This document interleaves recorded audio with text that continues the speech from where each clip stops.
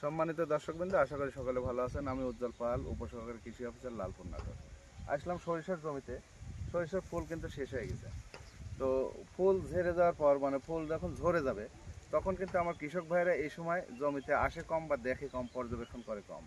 কিন্তু এই সরিষার ফুলের আগ পর্যন্ত তারা বেশ পরিচর্যা করে বা ফুলের সময় এসে ছবি টবি উঠায়। কিন্তু এই সময় এসে কিন্তু আর মনে করে যে পরিচর্যা শেষ, এখন সরিষা উঠায় নিয়ে যেতে হবে। তো এই সময়ের যে সমস্যাটা হয় বাড়ি সরিষা 14-তে, বিশেষ করে দেখেন একটা আমি গাছ এই জমি থেকে উঠালাম, নিচের দিকেও সবুজ, উপরের দিকেও কিন্তু সবুজ আছে, মাঝখানে টুকু কিন্তু সাদা। এইটাতে কি হয়েছে, ছত্রাকের আক্রমণ হয়েছে এই জায়গাতে। এই জায়গাতে কিন্তু 2 দিন পরে কি হবে, এখানে যাবে ভেঙে, এই যে ভেঙে ভেঙে যাবে, নিচে থেকে খাবারগুলো উপরের দিকে উঠবে না, যার কারণে কি হবে, দানাগুলো আপনার ছোট ছোট দানা হয়ে যাবে বা চিকন দানা হয়ে যাবে। এতে কিন্তু আপনার সরিষার ফলন মারাত্মকভাবে কমে যাবে। যেখানে আমরা বলছি যে বাড়ি সরিষার 14-তে 5 থেকে 6 মণ 7 মণ পর্যন্ত ফলন হয়, কিন্তু এই ধরনের রোগ যদি আপনার এসে যায় তাহলে কিন্তু আপনার ফলন 3 মণ হবে না। তো এই জন্য ফলনটা কমে যায়। আপনার মনে করছেন যে বাড়ি সরিষা 14-এর ফলন কম, আসলে মোটেও না।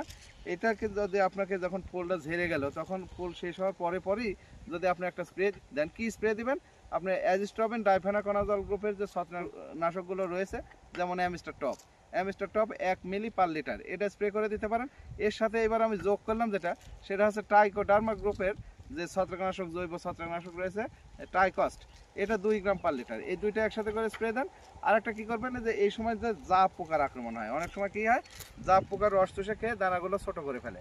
আবার এবার দেখা যাচ্ছে যে লেদা পোকাও কিন্তু ব্যাপক দেখা যাচ্ছে, যে লেদা পোকার আক্রমণটা এবার বেশি। তাহলে জাপ পোকা এবং লেদা পোকার জন্য আপনারা কি করবেন, যে জাপ পোকার জন্য আপনার টাপগার বা ডাইমেথয়েড গ্রুপের যে কীটনাশকগুলো রয়েছে সেটা, আর হচ্ছে লেদা পোকার জন্য অ্যামামেকটিন বেনজয়েড বা লুফে নিউরন গ্রুপের যে কীটনাশকগুলো রয়েছে সেইগুলো যদি আপনারা স্প্রে করে দেন, তাহলে কিন্তু আপনার সরিষার ফলন বাড়বে।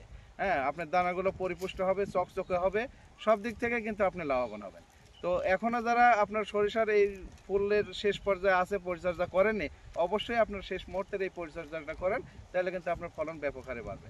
ধন্যবাদ সকলকে, ভালো থাকবেন সকলে, আর নজর রাখবেন কৃষিকথা 24। দেখা হবে আগামীতে নতুন কোনো কৃষিকথা নিয়ে। সে পর্যন্ত সকলে ভালো থাকবেন, ধন্যবাদ।